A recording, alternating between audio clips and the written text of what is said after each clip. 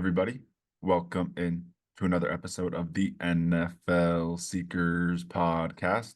Today, we're each going to be ranking the top 10 corners in the NFL draft. It's going to be hard to sneak 10 people into this list because there's like 20 corners that I'm very high on.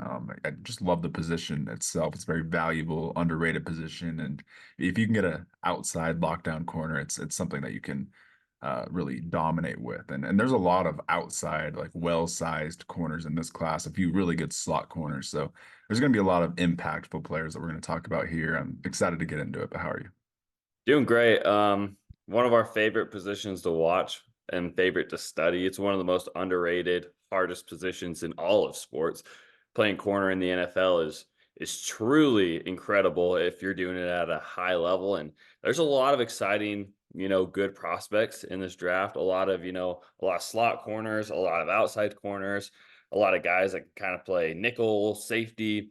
It's a very versatile class, and a lot of high end talent. It's kind of crazy because I keep going back to our to the offensive side of this draft, and it's so heavy on the offensive side, where it's just kind of overriding the defensive side, to where like these top corners and stuff aren't really projected to even go in the top 10. I think we might see one slip into the top 10, but I mean, I wouldn't be surprised that you guys are back end of the draft, day 2, day 3 guys, but who are going to be immediate impact starters. You're going to be able to find your team's corners, going into the second and third round, because it's so deep and there's so many good guys.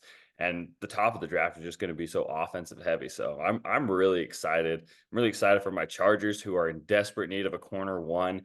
They may be getting a guy in the top 5.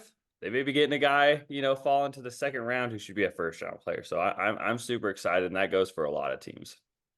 Yeah, like you said, I've got Quinyon and Terrion Arnold as top 10 players in this draft for me, and I'm pretty sure they're going to fall outside of the top 10 and just be good values in the specific class because of the hype of these offensive players. So excited to get into these honorable mentions first of all, because like you said, a lot of these guys will be starting like day one, and they couldn't even make the list. So do you want to just get right into the honorable mentions? Let's do it. Let's do it. Let's do it. All right, I'll start it off with my favorite, like probably my biggest my guy of the class, and this is the guy on the bottom right, Jarrian Jones from Florida State. In my opinion, the second best slot corner in this class outside of Mike Sainristil. Really, the only reason he didn't make my list is just because slot is a little bit less valuable. But I just wanted to read off kind of his accolades this season. So he had a 90.6 PFF grade, 0 touchdowns allowed, 3 picks, 3 pass breakups, 31.8 passer rating allowed. He was the highest graded corner in man in the country. He ran a 4.38 at the combine last week, the same 40 time as Stephon Gilmore. He had the same broad jump as AJ Terrell at a 10.9, had a better vertical than Marshawn Lattimore at a 39.5. He's just an incredible athlete. And I think he's a slot that can even play on the outside with a 6 foot 191 frame. It's a solid frame, and he's got a good build. I think he's just going to be a stud. And I'm very high on Jarrian Jones. The guy on the left, Tyke Smith, a lot of people see him as a safety. He played a lot of slot corner at Georgia, and I think he's going to be one of the better slot corners in this class as well. So a couple slots that I really, really like. Anyone else that you want to talk about? Yeah, I mean, dude, there's just it's kind of sad and a little bit depressing that there's guys that didn't make this list. I don't know. I haven't seen your top 10. We're kind of I'm going into this blind, not knowing yours, but like or excuse me, yeah, Jarvis Brownlee, excuse me. Am I saying his name right? Why am I questioning myself? Why is it not Yeah, saying you're right? right, but we're going to talk about him in my top 10. So you're Yeah, good. yeah. I'll just say he barely did make mine. Kamari Lassiter, who maybe made yours too. He did. Okay, yes. We won't talk about those guys, but yeah, Cam Hart, who barely didn't make mine either, a big, tall, physical corner, outside type of guy, who really showed out at the Senior Bowl, a really sure tackler. Tyke Smith, who you have on here too, very, very fun guy. Maybe more of a nickel safety hybrid type of dude, but just some real dogs, man. Just some real dogs that didn't make the list, and it's kind of sad and depressing, but I mean, it's also incredible at the same time, because you're going to be able to find, these top end corners, falling down boards. Yeah, like you said, Cam Hart from Notre Dame, just a tall, lengthy, physical freak on the outside who dominated at the Senior Bowl, had some great reps. Another big guy, Kyrie Jackson out of Oregon, another sizey guy on the outside. I love him. Josh Newton from TCU. A lot of good corners. DJ James from Auburn, Elijah Jones from Boston College. A lot of guys I really liked that couldn't crack the list that are going to have impacts in the NFL. But with that, do you want to get into your number 10 corner? Let's do it. All right. Let's do it. So yeah, my number 10 is going to be Ennis Rakestraw Jr., who a lot of people have him borderline, end of first round type of guy. But the measurables 5'11, 183, ran a 4.51. And I have a player comp of Jalen Petrie. I think a very smooth, sound corner who just doesn't have a lot of production on the ball. I think that's kind of what it lacked, was the lack of interceptions, the lack of production from him. But he was a very smooth, sound corner. I believe, I honestly kind of have him suited more as a slot. I kind of like to move him into the inside and be that kind of slot nickel hybrid. But I do believe he can play on the outside. But a very, very smooth, sound corner. The only thing it's lacking for me is just, the picks. Yeah, I like what you said, just sound. He's very safe, sound. I'm very certain he has a very high floor and he's going to be an impact day one in this league. I have him as my number 11 corner. I chose Brownlee over him just, for the upside, but like they're literally the same player to me. So I really like Rakestraw. Honestly, I moved him up my board just the more I watched him. He's so sound in the run game. He had the 89 run defense grade at PFF, which is just great. He's a willing tackler. He'll get up there and he can play in the slot with his size. And then something else that stood out to me is when he played LSU, which is, against Neighbors and Brian Thomas, two of the top receivers in this class, he had an 86.4 PFF grade. He just dominated LSU. He completely balled out. And he was a big reason Mizzou was ranked in the top 10 the whole year. I think Rakestraw was like one of their X factor players that really carried them and helped them win this year. So I think he's going to be a good player that has an impact and can start day one. So I'm very high on him as well, even though he's my number 11. I just love all these corners. I know there's so many guys to talk about, but yeah, I think he's gonna slot in as and I really like to see him play nickel. I think he'd be a really fun nickel in a lot of NFL teams. But yeah, Ennis Rakestraw Jr. We may see him second, may sneak into the borderline first round of this draft, but a really really sound good corner.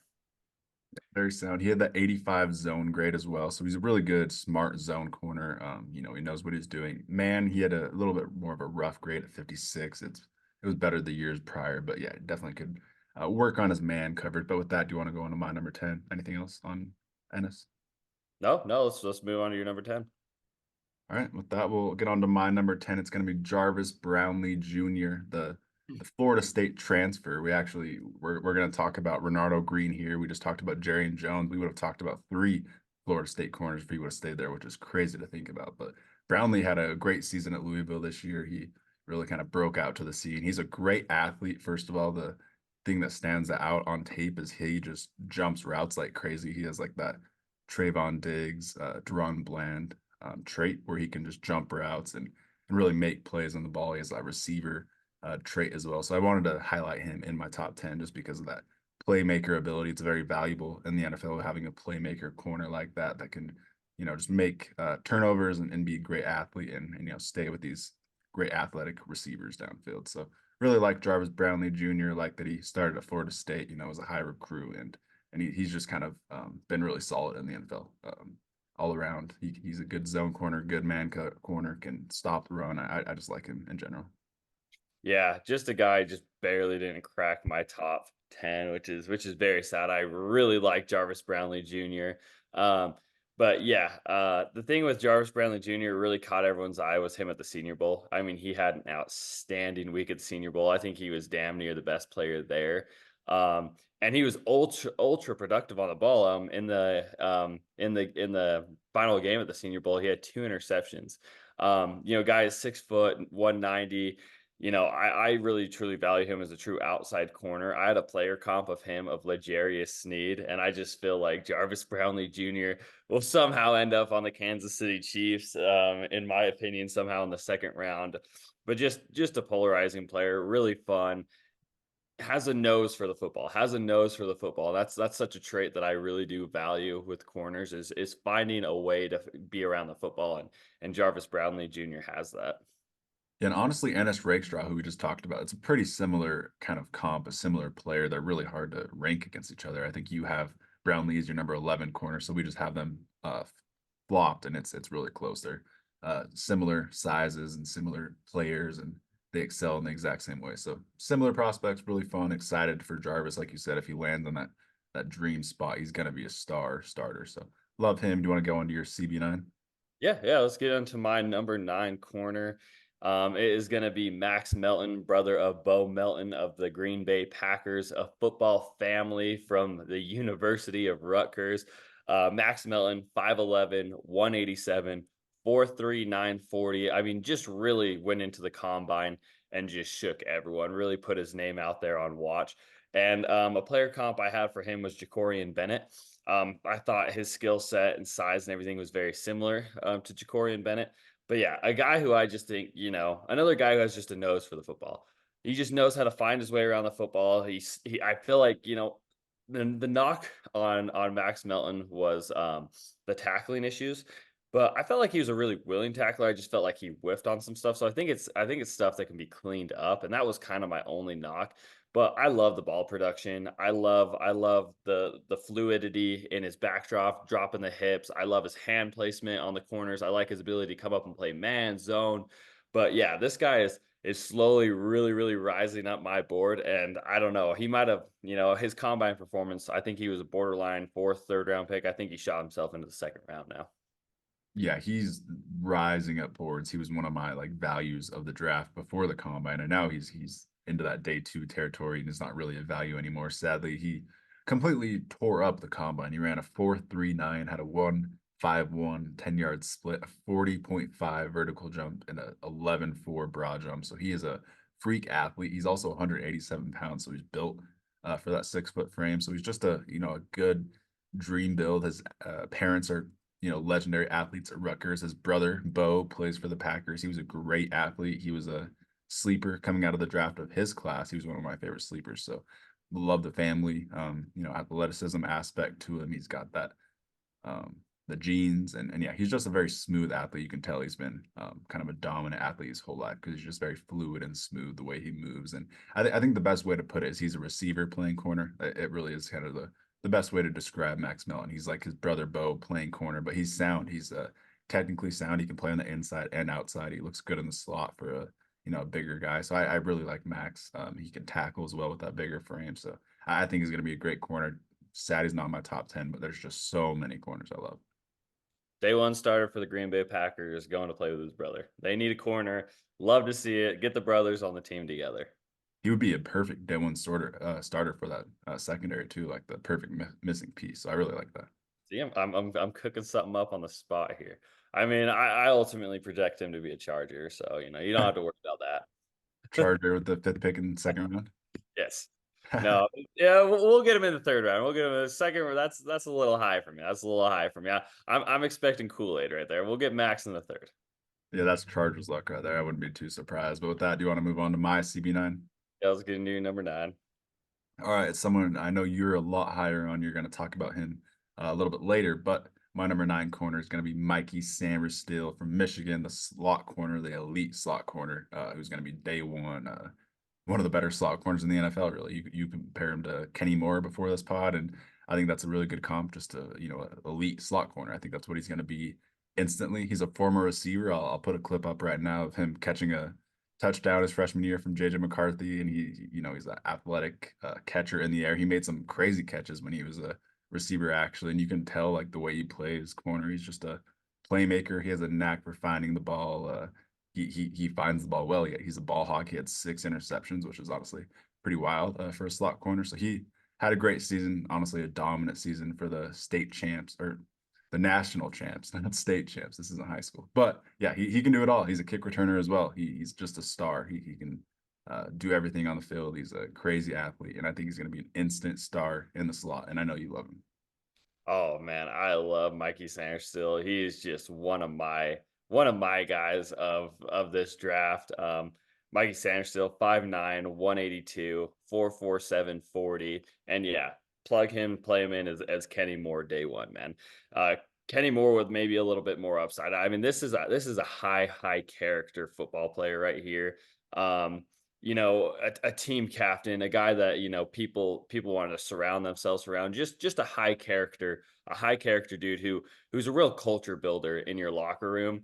And I feel like you know what you're getting out of Mikey Sainristil. And yes, he is a wide receiver playing corner, which I absolutely love. He has the hands, he has the production, and it's just everything's there. I mean, I can just rant and rave about this guy, but yeah, I mean, a really sure tackler, really sound in coverage, really smooth hips, really clean hands. I love the way he attacks the ball. I love the way he breaks on the ball. It's just one of my guys this draft, and I get super excited talking about him. Yeah, incredible in zone. In the slot, he can stick with you. He's a really good cover corner with the 85 coverage grade for PFF. And yeah, like you said, he has a good story. He's a captain. The teammates gravitate around him. He's actually from Haiti, so he's got a really cool story. One of the cooler stories of the draft, and I'm pretty positive he's going to be a impactful stud day one, like a better than Brian Branch last year. I really think he's that type of slot corner, so he's going to be a beast. Could sneak into the end of the first round even. Yeah. I mean, 6 interceptions in 2023. Ball hawk. That's what I like to see, baby. That's freaking, that's changed the score on the scoreboard right there. That's game, breaking game difference type of guy. And that's what I like out of my corners. I like the interceptions. I like the Trayvon Diggs because interceptions are game-changing plays. And so, you get a guy that has a knack for the football, who's sure-handed, at corner. That's who you want. And yeah, obviously he's gonna be a slot corner or nickel, and that's where he needs to be.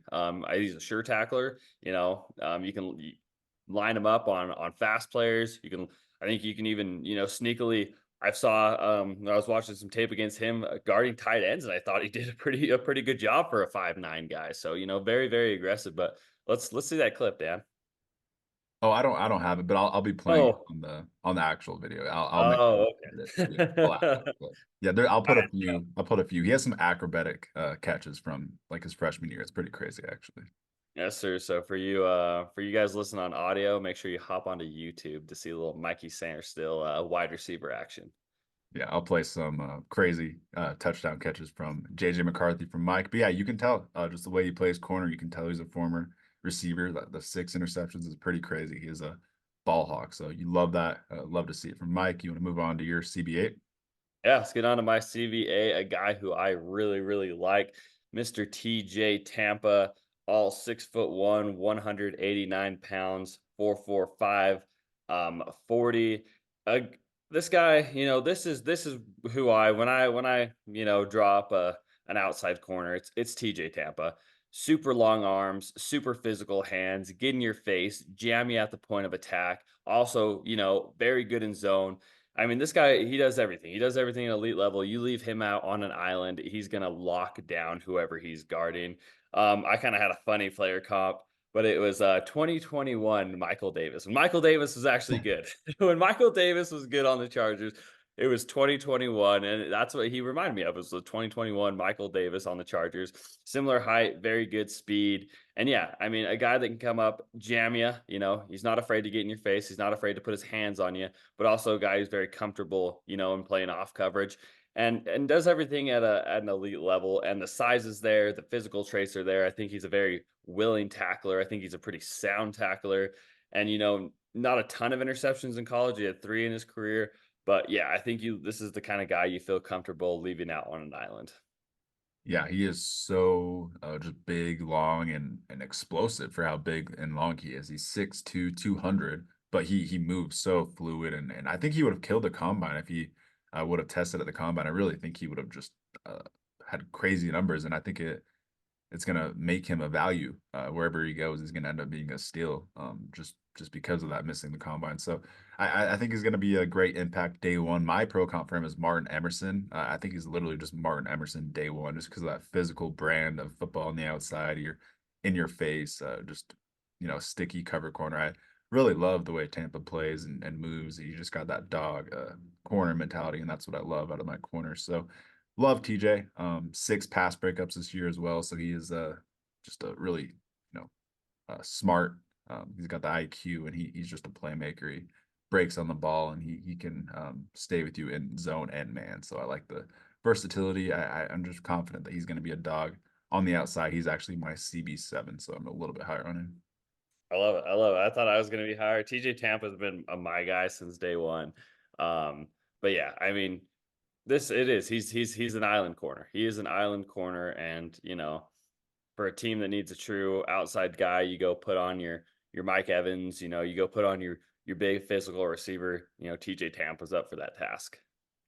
Yeah, 9 forced incompletions, by the way, as well this year. He is just a beast. I think this is where I start my like. I'm totally fine if you're in the back of the first round. I'm totally fine taking a TJ Tampa if you're the Lions or Eagles. If you need a cornerback, I love the fit for his zone defense. Are you fine in the first round? I have like a high second round grade on him, but Oh, absolutely. I think in one of our earlier mock drafts, I had him going to the Lions, and I really, really like that fit. I really think TJ Tampa in a Dan Campbell defense, and right there at the borderline end of the first round is really where he should be going. yeah, it seems like someone that wants a good physical corner will pull the trigger early on TJ. He's going to be a great value though, with missing the combine. But with that, we'll move on to my CB8. It is going to be Renardo Green out of Florida State. Incredibly sticky corner in man, just a really good, reliable corner on the outside. You know for a fact it's going to be very good in man coverage. He's a mirror in coverage. So I love that out of Renardo. Speaking of forced incompletions, he had 16 forced incompletions last year, which is sixth most in the country. And that's a crazy, crazy number. So he is a ball hawk and playmaker, and he can break on the ball as well. So he's another smart corner. These Florida State corners are built different. So I really like what I see out of Renardo Green. I see him just as a solid day one starter on the outside. I really am confident that he's going to start day one as a rookie. And so he'll be push up draft boards. I have him as a high second round grade as well. And I know Yeah. you love him. Oh, you really, really turned me on to Renardo Green. When you cut up the tape and you gave me that LSU tape for Renardo Green, man, that's when I was just like, whoo!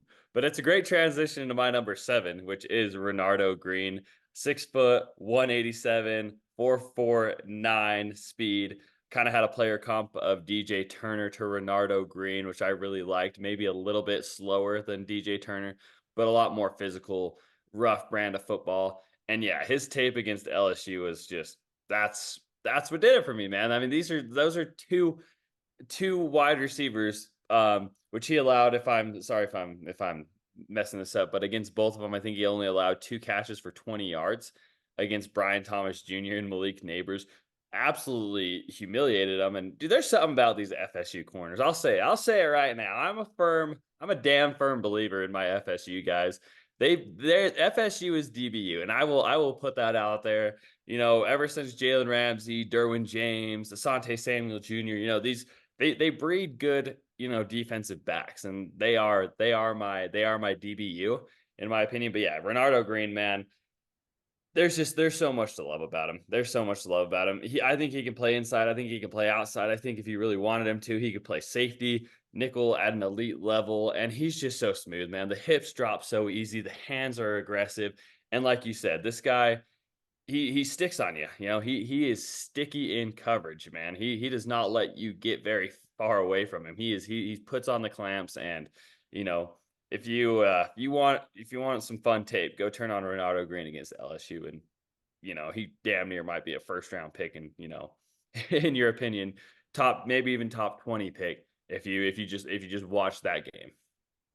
100%. I like what you said about Florida State being DBU. Them or Bama, it's definitely up to those two. I might edge it out to Bama just because of the high end star talent, but I'm just confident in these Florida State corners. I really am. He's a perfect prospect to me. He had the 90 outside man coverage grade for PFF, 86 overall coverage grade.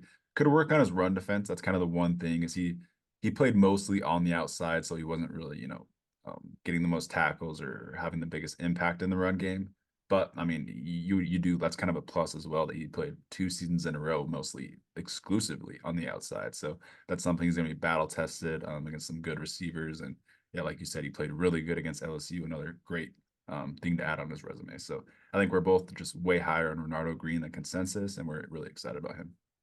Yeah, I mean, I feel if they're a corner wearing an FSU jersey or a Bama jersey, I feel very comfortable with them transitioning into the next level at an elite level. So Love to see it. Love to see it. Should we move on? Should we move on to the next? Yeah, we'll move on to my seven. We already talked about him, but yeah, TJ Tampa, just a big, long, explosive corner that shouldn't move as well as he does for how big he is. So I'm confident he's going to be a stud impact in the NFL day one and just be a really good rookie. But with that, let's move on to Stores' number six corner, who we also already kind of talked about, but I know you're really, really high on him. So anything else you want to say? Oh, just an outstanding person, man. Again, just really like him. Team captain. He is a little bit older. He's going into the NFL draft, 23, going on 24 years old. I'm not worried about it. I'm not worried about it. This guy. This guy can play into his 30s, no problem. His game is just flawless. His hands and everything. I get so excited about Mikey Sainristil. I think he's going to be a high second round draft pick, and whoever gets him is gonna love him. I think you got Kenny Moore for the next 7-8 years. At slot corner with Mikey Sainristil. All right, well, that let's move on to my number six corner, and it's someone that you haven't mentioned, and I'm a little bit disappointed because I'm really high on this guy after the combine, especially that I would say after the combine, there's two players that made me completely go back and reevaluate them and go back and watch the film, and that just completely changed my mind about them, and that was AD Mitchell, who just had crazy numbers that I didn't really expect for how good he was, and then Kamari Lassiter was the other one. He had an incredible combine. He really kind of lit up the show. He's one of the more technically sound corners. So I was kind of impressed on his floor. I was already high on Lassiter before the combine, but then he went into the combine and just completely tore it up. So yeah, I don't know. I think I'm gonna be higher on him. He had the best three cone by a corner in this class by far. Like by far, he had the third best 20-yard shuttle in the class by a corner. So he has great short area quickness and great acceleration. So I like I was surprised by the testing numbers, and I think he's going to be a just good all around corner because I was happy about his technicality and his floor, but he also has great testing and numbers and athleticism. So I'm high on Lassiter. But what are your thoughts on him? Why don't you have him top 10? I really, it's just how stacked this corner draft is. It's nothing against Kamari Lassiter. I think he is an ultra twitched up corner. I think he's very twitchy. I think he's very good with his hands. And I think he is very technically sound. And it's nothing against Kamari Lassiter. I absolutely love him. I think he's gonna be a day one starter in the NFL. I just think that there's 20 guys that can also be day one starters. But yeah, no, when I think of Kamari Lassiter, I really like the suddenness and the twitchiness you see from him, and I really like the hand fighting from him. So I really like that you had him in the top 10. I had to just get some of my other dogs out there, and no pun intended for him being a Georgia Bulldog, but there's some other good dogs out here, man. Yeah, no, definitely fair. And yeah, like I said, he had the third best 20-yard shuttle in this class, and he had the best three cone. His three cone was 6.62. The next closest for a corner was 6.82. Oh my gosh, we are getting some live news here. Did you see that? What just happened? Adam Schefter, uh, the Browns have just traded it for Jerry Jeudy. Wait, what? The On the Broncos have show, agreed baby, on the show. to Let's deal Jerry go. Jeudy to the Browns for two draft picks. What is it? Wait, so the Browns? This Dude, is literally just barely breaking. So Ian Rappaport just posted the Broncos are in the process of trading Jerry Jeudy to the Browns as Denver tries to stockpile draft picks. Wow. So I, Amari Cooper and Jerry Jeudy is electric. I feel like who else went to the Browns? Why do I feel like the Browns? What did they just recently do with the Broncos? They were able to drum something else up recently with the Broncos, but what the heck? Jerry Jeudy did so the live Dan reaction on the show. This Wow. is like our first like live breaking news as we're on the show, so you're getting a live reaction. That's kind of funny. I like it. Jerry Jeudy to the Browns. I still haven't my phone's like not loading, but I'm trying to like pull it up. Yeah, this is hilariously comical as a Broncos fan, as a big Jerry Jeudy fan. This is crazy. This is real. I'm a little bit at a loss for words, but I mean, I like it. I think the Broncos needed the change. They needed to, acquire picks, and this is a great move for the Browns. You get Deshaun Watson, a high upside weapon that I think he can be better in that situation. So, Oh yeah, what are your Broncos. Broncos thoughts? Browns agreed to a deal today that will send wide receiver Jerry Jeudy to Cleveland in exchange for 2 draft picks. Cleveland made a run at Jeudy at the last season's trade line. Now the Browns will finally get him. once the trade is processed this week. Wow. Um, just yeah, just it's an interesting reaction for me because I know how much you love Jerry Jeudy. Obviously, never really reached his full potential. I don't know if that's on the coaching staff or I mean he had a little bit of drop issues, but that's kind of electric. Only a Jerry fifth and a Jeudy. sixth round pick. That's good for the Browns. Fifth and a sixth. That's good for both teams. Okay, so that's what the compensation was a fifth and a sixth. Yeah, it just barely came out. Yep. I would What's say it? that's good for both teams. I don't think Judy's done enough for his value to be anything crazy, So I think that's good. Yeah, and it's a good year to stockpile draft picks like with getting these corners. You can find late day gems, you know, a good replacement, Dan, you might see in the fifth or sixth rounds, like a Cornelius Johnson from Michigan. That would be a good guy to replace Judy with that pick. But wow. Live on the show, baby. Jerry Judy to the Browns. Gotta love it for a fifth and a sixth round pick. Yeah, him Crazy. and Amari Cooper should be pretty fun. This is crazy. And Elijah Moore, Donovan People-Jones. This is crazy, man. This is out of nowhere. But back to Kamari Lassiter. Great corner out of Georgia. 87.2 coverage grade, 81.5 man coverage grade. Great tackler, very smart with great anticipation. Love Kamari Lassiter. We got distracted by some crazy news that we didn't expect, but fun. Fun stuff. Yeah, Kamari Lassiter. Woo, yeah. We're gonna be dropping a lot of content here. We're getting into free agency frenzy, so stuff like this is gonna be dropping a lot. Hopefully live on the pod because it's fun to get the live reactions. Football. So fun. But yeah, we'll get more reactions and grades out to you. We'll grade all these signings and trades that happen. But that's really fun. That's electric. But with that, do you want to move on to CB5? We both have the same one. I think everyone knows. Yes, sir. Give us Kool-Aid Mckinstry from Alabama. A guy with a little bit of prospect fatigue, man, throughout this whole process. A guy that's kind of fallen asleep at the wheel for most people and just was people's, steady cornerback one and is slowly falling down draft boards like crazy. But Kool-Aid Mckinstry, the measurables are there. 6 foot, 200 pounds. I mean, he didn't run at the combine, correct? But he was a projected 4.55 40. Yep. Yep, and player comp I have for him is Roger McCreary, but I really like Kool-Aid McKinstry, man. I think this guy is just confident. I think he's very confident in himself, and that's kind of what I got from the vibe of watching Kool-Aid McKinstry. When you watch him out there, he never panicked. There was never a panic button on him. When players would get behind him, he trailed them so smoothly. He was so quick to turn his hands around, his head around, and yeah, just an ultra smooth corner. And he fell behind because of Terrion Arnold because people knew that Kool-Aid McKinstry you didn't want to throw at him. You didn't want to throw at him. No one threw at him, and he had one of the, I think the second most pass breakups in the entire class behind Quinyon Mitchell. But no one wanted to throw it at Kool-Aid McKinstry, so they tested Terrion Arnold, and getting tested for Terrion Arnold has moved him up the board drastically. And Kool-Aid is just prospect fatigue and being too good for too long.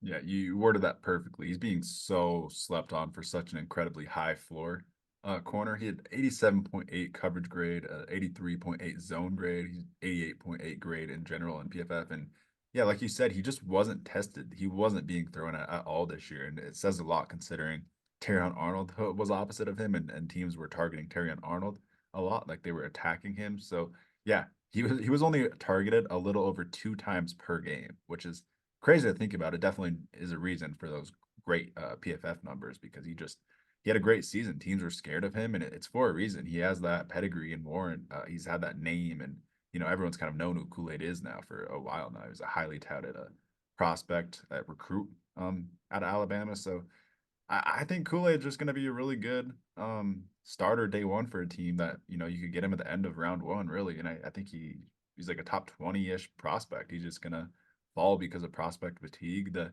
upside may be a little capped, which is another reason he's falling. They might not have, as great athleticism and upside as these other guys that are ahead of him, but he is just so, so solid and he's gonna have a great impact on the game. And he's just a good outside cover corner. I'm confident in him.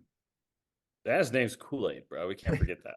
I mean, that's like you got to move him up your draft board like at least 10 spots just because of the name. I mean, anyone with the name of Kool-Aid is going to be good. Yeah, it's that Sauce Gardner effect. He's gonna jump into the top 10 right before the draft, probably. Like get that gold freaking chain, man, with like a little like Kool-Aid man on it. That'd be sick. I Kool-Aid would love. chain. Yeah, that'd be freaking dope. But Dan, I can just see it in your face. You're just a little shook right now. You don't know how to feel. You don't know how to get through the rest of this pod. I You know. don't know how to handle your emotions. Dan is just you can tell he's a little shook. I'm a little bit at a loss for words. I hope I don't fumble my words too bad at the rest of this, but my CB5 is going to be Kool-Aid as well. It's pretty easy. We actually have our CB5 through 3 is a similar one because I think it's kind of just consensus and easy to rank. But with that, do you want to go into CB4 so I can get out of here and look at this Jeudy stuff some more? Yes, but I gotta say one thing. If you're able to fetch a fifth and a sixth for Jeudy, but he's still on his rookie contract, what am I gonna be able to fetch for Mike Will? Or are we just gonna have to cut him out right now? I'm pissed. Now I'm pissed. I want a fifth and a sixth. Yeah, it's probably going to be like a seventh or cut, honestly, for Mike, sadly. Yeah, let's move on to number 4. We gotta get through this. Dan's gotta he's gotta go calm down in a minute. But yes, or wait, do we have the same 4? Yeah, we do. All right, okay. Mr. Nate Wiggins, Mr. Slender Man himself, 6'1", 173 pounds, soaking wet, but a blazing 4.28 speed. You love to see it, but we're gonna call him, a little. I don't know. We gotta have a nickname: Skinny, Slender Man, something like that. The guy is just skinny, and that's ultimately what's gonna be his biggest downfall. Is just size, but I mean, the speed is fantastic, man. The coverage skills are great. The makeup speed is fantastic. I mean, there was one play with Nate Wiggins where he chased a guy down all the way to the 1 yard line, peanut punched the ball out, and saved a touchdown. So that's just the kind of guy you're getting out of Nate Wiggins, a high intensity player, loves the game, elite traits, elite athleticism, elite speed, and a guy who I have no problem lining one on one. Well, I have a kind of a problem with anyone lining one on one with Tyreek Hill, but you know, Nate Wiggins might have the best chance because of that athleticism.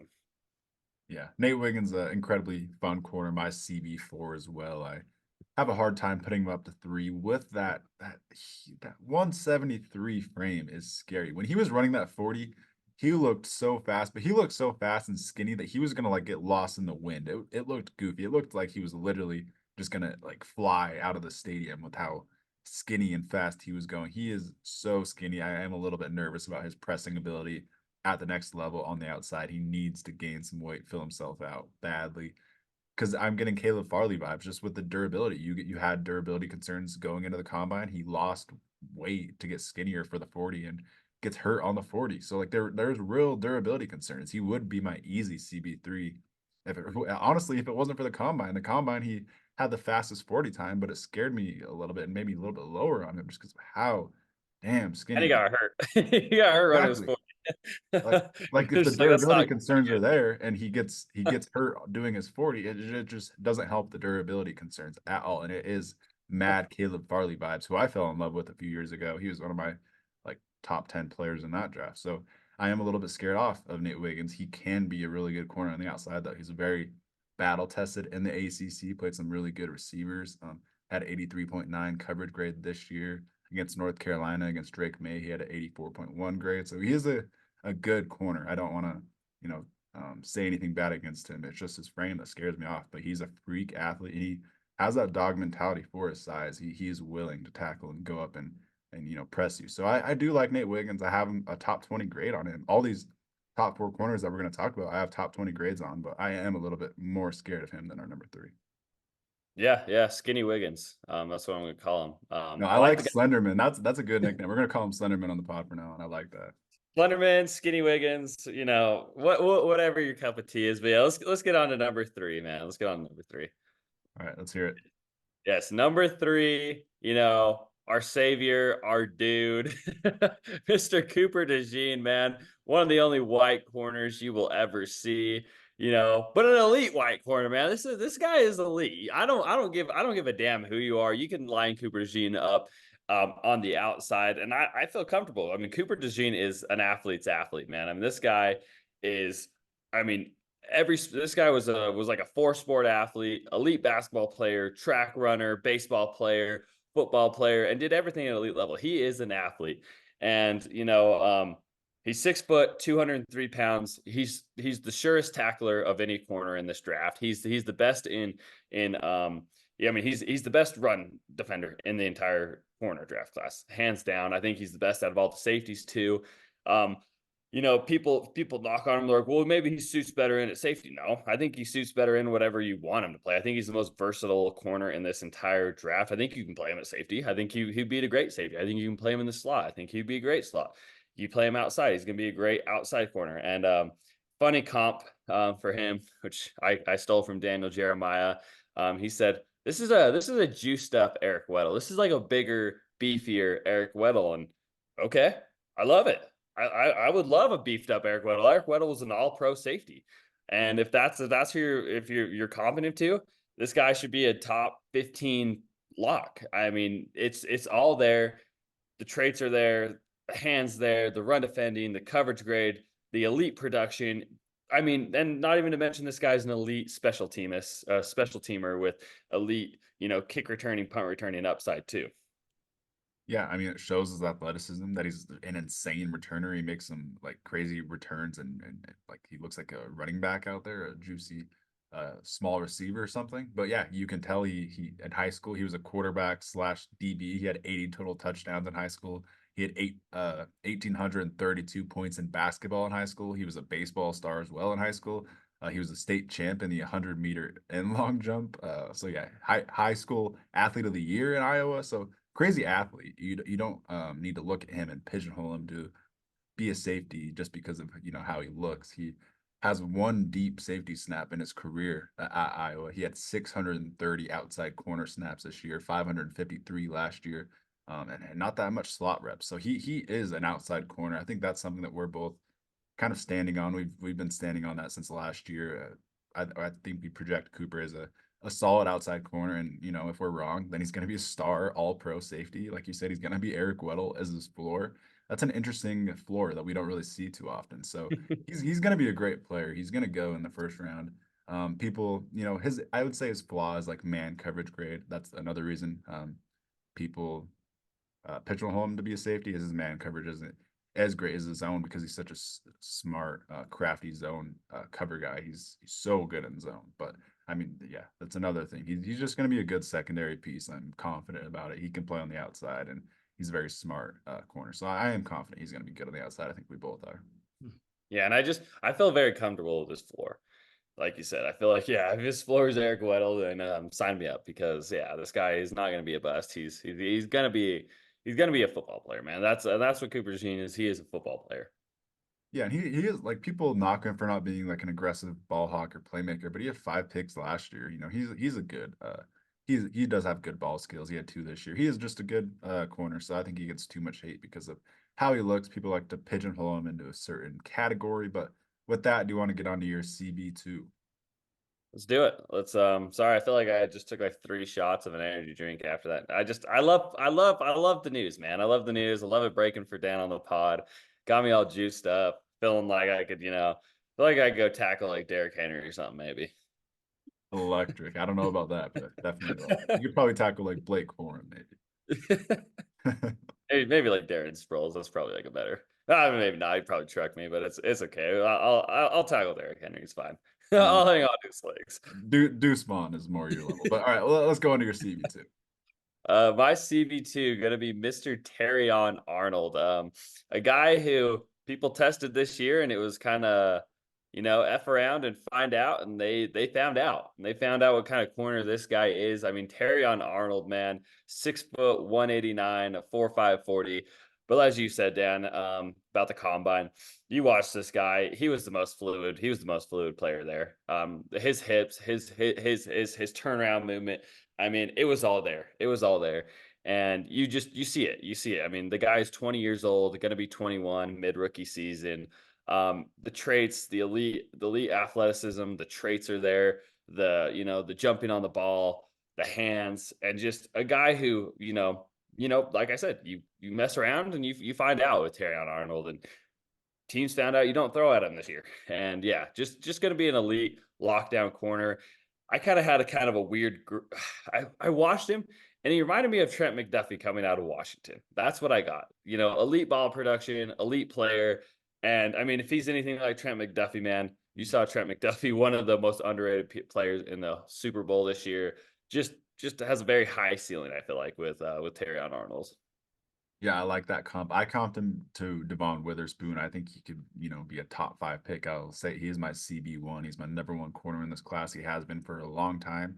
Quinyon's been my number 2 corner since like November, and none of it's changing. I have it as the same. I love Terrion. He is as feisty as they come. First of all, he's just a lockdown corner, like you kept saying. He's got great feet, great change of direction, great ball skills. He can really do it all with those ball skills. He had 13 pass breakups, 5 INTs last year. He's very physical at the catch point as well. It's something that he excels in is breaking up those balls at the catch point, being physical in contested catches situations. He's a very good run defender as well. I think he's a physical run defender. He's willing, even though he's not the biggest or anything. But yeah, and he just has that personality. He exudes that aura. He's from Florida. He's a perfect build, 6 foot 190. He's just built like a Pat Surtain. He really looks like a Surtain because he's pretty technical in his back steps as well. So he's just a mirror corner, very good, smart, bright energy about him. I am confident he's gonna be a star CB1 on the outside and be one of these guys that has instant impacts as like a top 10 corner in the NFL as a rookie. I really do think of him like that. Yeah, and like you just said, which I didn't even mention in mine, in my speech right there, but yeah, Terrion Arnold is is a team friendly guy. They say when he's up on the podium, he's talking, people gravitate towards him. I mean, he's just a high character dude, which is so important in the NFL.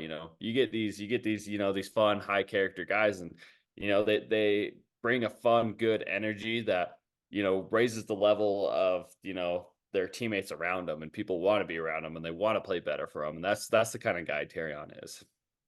Absolutely. He's battle tested in the SEC, 14 forced incompletions last year, 90 run defense grade, which is great. That's very good. He was very impactful for them. And then 84.9 coverage grade. So he's just that dude. He's very solid and can do it all as a corner. He's exactly what you want as a prospect. He did good at the combine as well. Like you said, he looked perfectly fluid. It reminded me of like the most fluid corner prospect I've seen since Jeff Okuda. He just looks like the perfect corner to me. But with that, do you want to go into your CB1? Let's do it. Yeah, we'll move on to Wait, we got to oh, go to my sorry. CB2. I'm sorry, Do I forgot we CB2, switched. who is my sneak peek CB1. Let's transition. It'll be a perfect transition. Well, I'll talk about Quinyon first. He's insane. He's like I said, he's literally been my CB2 since November. I absolutely love him. I identified that he would be, a top half of the first round pick last year. So I have been on higher on Quinyon out of Toledo for a while now, out of the MAC, and he dominated. He completely dominated. He had 14 pass breakups, 17 forced incompletions, which was the most in the country. So he can read the quarterback like a book, first of all. And like I said, he's from Toledo, a smaller school, and he's passed every single test that evaluators were questioning about him. The Senior Bowl, people are wondering if he could translate to non-MAC receivers. He guarded Roman Wilson out of Michigan really well. A lot of those D1 receivers he handled well, and he was like the standout of the whole Senior Bowl. At the combine, he went and ran a 4.33 and killed the combine and looked like a freak there. Put up some freaky numbers that really no one expected, and just solidified himself as a top 15 player in this draft. And the last test that no one really talks about either is he played well against Marvin Harrison Jr. That was his biggest test of the season last year, and he played really good against Marvin Harrison Jr. I would say actually was watching out for him the whole time because there was no other prospects on Toledo I was aware of. So yeah, fun player, passes every test he's been presented, and he's going to be good in the NFL. As his next test, he's gonna succeed in the NFL. Another guy like Quinyon, I have him as my CB2. You have him as your CB1. He's gonna be an outside starting corner day one that has an insane impact and can be a top 10 corner in the NFL. Really. Yeah, no, yeah, great transition in my corner one. Yeah, Quinyon Mitchell, man, a guy who's just risen off the charts. I mean, I thought at one point, there's no way he's getting into the first round, but he goes, yeah, like we said, he goes to the Senior Bowl. What was his one question mark? What do people say? That he played off coverage. He never played any press man. He goes to the corner. He plays press man. He shuts everyone down. No problem. No question about it. He shuts everyone down. Okay, check. All right, what's his size, measurable speed going to look like? All right, he's 6 foot 195. You just ran a 4.33. Elite, elite, elite top end speed for a corner. And it's like, okay, check. Um, you know, ball production there. 6 interceptions, check. Pass defense, led the entire nation in pass defenses. Check. I mean, there's just nothing this guy can't do. And my player comp for him was, Sauce. It ended up being Sauce Gardner. A smaller school guy. The size is there, the speed is there, the elite coverage grade is there, the ball production is there, and just I have no, I know you have a different CB1, but yeah, Quinyon Mitchell, no doubt in my mind, dude, just one of the most flawless, fun corners in this entire draft. Does not shy away from a competition at all. And he rises to the occasion when the spotlight's on Quinyon Mitchell, he puts up, and that's what I love to see. And I think any team that gets this guy, I think you're getting a future All Pro corner, and I'm so excited. I'm so excited for Quinyon Mitchell. I'm praying and crossing my fingers. I don't know if he goes as high as 5. He could go as high as 5 with Chargers, but I'd prefer a trade down. 11, 12. I feel comfortable with them right there. Yeah, you said it well. He's really just as clean as a corner prospect as it gets. He's unreal. He's like a perfect prospect. He had a 92.5 grade last year in 2022 with 5 picks. He had a 91.5 grade this year with 1 pick, but 3 dropped interceptions. So incredible playmaker, ball hawk, incredible on the ball. He had a 91.6 coverage grade this year as well. So he is just as good as it gets as a prospect. You can't argue him as your CB1. He's someone that we've been higher on than anyone. We'll say it. We've been mocking him higher than you'll really see this whole process going back to November of last year. So yeah, we're incredibly high on Quinyon and my CB1, Terrion Arnold. Really fun talking about all these guys. I feel like the top 5 are pretty similar on it. I think consensus is as well. But yeah, all these corners are going to be really fun and dominant in the NFL. I'm excited. All right, Dan. We want you to get out of here. You go, go try and comprehend what just happened live on the pod with Jerry Jeudy. Question, Dan, how many Jerry Jeudy jerseys do you have? I got to go process what just happened. It's not the jerseys. I have one Jerry Judy jersey that sucks. I didn't even think about that. But I was thinking I have a bunch of Jerry Judy sports cards, like a bunch of rookie cards, and now I'm just gonna add like a huge collection. And now I don't even know. I'm just gonna have to sell them, or they're not really relevant for my collection anymore. So I don't know. That's a little depressing. Yeah, well, just one small thing that's going to happen in the next week. Stay tuned. We got the quarterback carousel coming up ASAP. We're going to be posting that out. Free agency frenzy is hitting on Monday. Stay tuned. It's going to be a lot of fun stuff. It's going to be, it's going to be balls to the wall, man. It's go go go until draft season. There's a lot of content going to be coming out. Yeah, Jerry Judy trying to take the show for our corner episode, trying to steal the spotlight away from Quinyon and Terrion. But really fun, really fun. And like you said, a lot of free agency and trades that's going to be coming up here in the next week. Our next episode is going to be predicting the quarterback carousel, and then predicting where the top free agents end up, like the recently released players like Simmons, Bayard, and Trey White. So yeah, going to be really fun. Stay tuned to the NFL Seekers podcast for all draft and offseason content. Peace. Peace.